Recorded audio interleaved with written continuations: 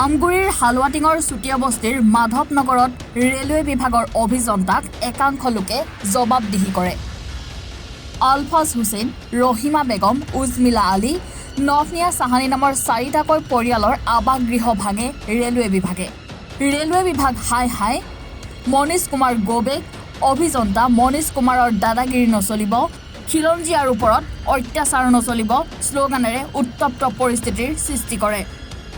উল্লেখযোগ্য যে দীৰ্ঘদিন ধৰি নিজৰ ম্যাদী পট্টাত স্থায়ীকৈ বসবাস কৰি অহা 4টাকৈ পৰিয়ালৰ বাসগৃহ ৰেলৱে বিভাগে কোনো জাননী নিদিয়াকৈ উচ্ছেদ কৰে। আজি আমগুৰিৰ ৰাজহ চক্ৰ বিষয়াৰ কাৰ্যালয়ৰ লাট মণ্ডলে জৰীপ কৰি 4টাকৈ উচ্ছেদিত পৰিয়ালৰ নিজৰ ম্যাদী পট্টাত বসতি কৰি অহাৰ বিষয়ে নিশ্চিত কৰে।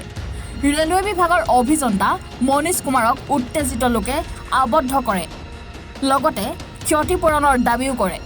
পৰৱৰ্তী সময়ত আৰক্ষীয়ে অভিযন্তা মনীষ কুমাৰক উদ্ধাৰ কৰি হালুৱাটিং আৰক্ষী থানালৈ প্ৰেৰণ কৰে। চৰকাৰে দিয়া ঘৰটো ৰেলৱে ডিপাৰ্টমেণ্টে ভাঙি পেলালে। এতিয়া থাকিবলৈ আমাৰ ঠাই নাইকিয়া হৈছে। আমি খালী ঠাইত এনেই আছোঁ আৰু এটা ৰুম আছে, তাতে বনাই সিজাই খাই তাতে আছোঁ। আমি চৰকাৰে কি সিদ্ধান্ত কৰে কৰি মেলি দিয়ক। এতিয়া তেনেকাই আছোঁ আৰু এটা ৰুম আছে, তাতে বনাই সিজাই খাই বৈ তেনেকাই আছোঁ। ভঙা 2 মাহ মানেই হ'ল। ঘৰটো ম্যাদী পট্টাতে আছিলে আমাৰ, আৰু এই মামীহঁতৰ ঘৰটো ম্যাদী পট্টাৰে মাটি হয়। তেওঁবিলাকো এতিয়া ৰাইজে সহায় কৰি বনাই দিছে, তেনেকাই আছে আৰু তাহাঁতি। এই ৰাস্তাৰ কিনাৰেদি ৰাস্তা এটা নতুনকৈ তেওঁবিলাকে নিৰ্মাণ কৰিছিলে। তেওঁবিলাকে নিৰ্মাণ কৰাৰ পাছত আমাৰ ম্যাদী পট্টা ঘৰৰ কিনাৰৰ মাটি আছিলে, ঘৰ আছাম টাইপৰ ঘৰ এখন আছিলে। তেওঁবিলাকে ক'লে বোলে এইটো ৰেলৱাৰী মাটি হয়, তোমালোকে ঘৰটো বোলে ভাঙি দিব লাগে, খালী কৰি দিব লাগে। তো আমি ক'লোঁ তেওঁবিলাকক, আমি বোলো খালী কৰি দিওঁতে আমাৰ বোলো কালি পৰহি ঈদ আছে, আপোনালোকে ঈদৰ পাছলৈ আমাক সময় এটা দিয়ক। তেওঁবিলাকে সময় নিদিলে, জাননী একো দিয়া নাই। তাৰপাছতে তেওঁ নিজে ফিটা ধৰি পিনে চিন দি থৈ গৈছে আমাৰ মাহঁতৰ ঘৰৰ কিনাৰত। তো এইডোখৰ ঘৰ আপোনালোকে ভাঙি ক্লিয়াৰ কৰি দিব। আমি ক'লোঁ আমি ভাঙিব নোৱাৰোঁ। তেওঁবিলাকে জোৰ জবৰদস্তি JCB লগাই পিনে ভাঙিছে। তেওঁ ৰেলৱে ডিপাৰ্টমেণ্টৰ ইঞ্জিনিয়াৰ। এতিয়া বৰ্তমান আমাৰ লেট্ৰিনটো লগাই পিনে 4টা ঘৰ ভাঙিছে। আগফালে হোটেল এখন আছিলে, হোটেলৰ ঘৰখনো ভাঙিলে। এইটো ম্যাদী পট্টা থকা মাটি হয়। ৰাইজে মিলি পিনে ঘৰ এখন বনাই দিছে। আৰু মা ভাগৰ এটা ৰুম অকণমান বাচি আছিলে, সেইটোকো ভাঙিবলৈ কৈছিলে, আমি নাভাঙিলোঁ। এই মাহঁতে সেই ৰুমটোতে এতিয়া তাতে বনাই সিজাই খাই তাতে থকা হৈছে। আমি আইনৰ যি ব্যৱস্থা হয়, তেওঁবিলাকে কি ডিচিশ্যন কৰি পিনে আহিছে, ব্যৱসায় মণ্ডলো আহিছে, এইবিলাকো আহিছে, কেনেকুৱা মীমাংসা কৰে মীমাংসা কৰি চাই লওঁ। মানে ধৰক তেওঁলোক আহিলে এদিন বোলে এইফালে ৰাস্তা এটা হ'ব বুলি ক'লে। তেওঁলোকে এইটো ৰাস্তা ধৰক তেওঁলোকে বনাই আছে, দেখিছেই নহয়। তেওঁলোক আহিলে, আহি পিনি আমিতো তেওঁলোকক ৰিকুৱেষ্ট কৰিছোঁ যে আমাৰ ম্যাদী মাটি হয় এইবোৰ, ইয়াত খুঁটা এটাও আছে, আপোনাক মই দেখুৱাই দিম লাগিলে। নাই এই চবটো লিয়া হোৱা হে, চৰকাৰ কা জমিন হে। মেপ এখন দেখুৱাইছে আৰু তেওঁলোকে। আৰু আমাৰ এইটোৱে ঘৰ আছিলে, ধৰক আছাম টাইপৰ পকাৰ পূৰা কমপ্লিট ঘৰ এটা আছিলে। মানে একো তাত আৰু বনাবলগীয়া কাম নাই, মানে দেউতাই অলৰেডি চব কৰি থৈছে। 6টা ৰুম, এনেকৈ পাকঘৰ কিটচেন মিলাই মেলি মানে চব আছে। আৰু এইফালে সাঁচি গছ, নাৰিকল গছ, তামোল গছটো আপোনালোকেতো দেখিছে, এইবোৰ কিমান কাটি মেলি পেলাই থৈছে। এইবোৰ চব চব কৰি মেলি থৈছে অলটোতে। তাৰপিছত তেওঁ আহিছে যে কৈছে এই কিছলিয়ে বনাই থা ৰেলৱে কে জমিন में। মই কৈছোঁ এইটোতো আমাৰ মাটি হয়। किसने बोला आप लोगों का जमीन है? नहीं, किसी का पट्टा सट्टा नहीं है বোলে, কাৰো মানে পট্টা চটা নাই, এনেকৈ তেনেকৈ কৈছে। তাৰপিছত মই ক'লোঁ আমাক টাইম দিয়ক কিবা এটা কৰিবলৈ। নাই কৈ টাইম নিমিলেগা, 2 दिन में घर খালী कर दो। তাৰপৰা আৰু উপায় নাপায় যেতিয়া তেওঁলোকে JCB আনি ইয়াত মানে ৰাখি দিছে ধৰক ঘৰখন ভাঙিবলৈ। তো আমিতো বাসগৃহ এটা বনাই পিনি থাকিবতো লাগিব, ধৰক মানুহকেইজন, মা মই। তো তেতিয়া মানে কি কৰিলোঁ, টিংকিখন খুলি পিনি আমি গৈ পিনি তাত সেইটো আপোনালোকে দেখিব পাৰে, বাঁহৰ এখন চালি এখন বনাই পিনি তাত আছোঁ।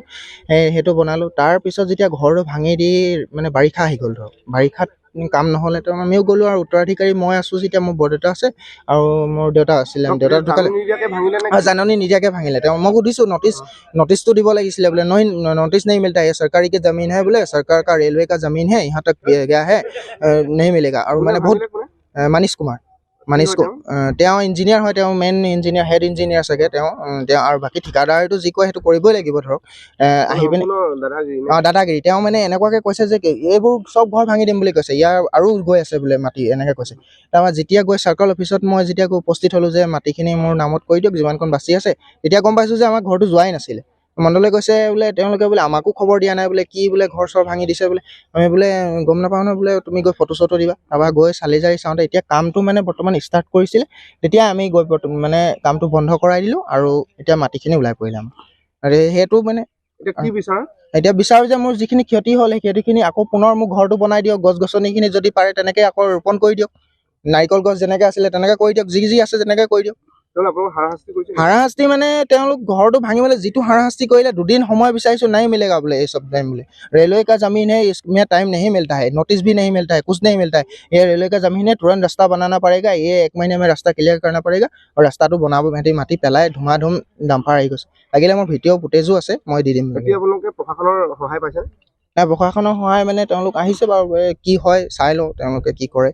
বাকী চৰকাৰৰ ওচৰত এইটোৱে মানে বিচাৰিছোঁ যে মোৰ ন্যায় কৰি দিয়ক, যে তেওঁ উচিত মূল্যটো মোক দিয়ক, যিটো পাৰে কৰি দিয়ক।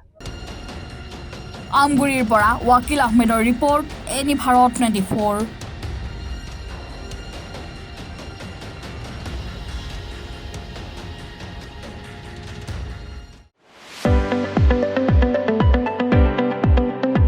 ৰঙাপাৰাবাসীৰ বাবে সুখবৰ।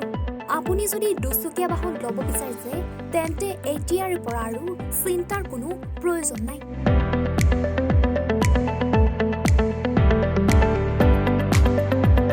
আপুনিও আহিব পাৰে DBP এছ'চিয়েটলৈ, বাজাজ টু হুইলাৰ ডিলাৰ।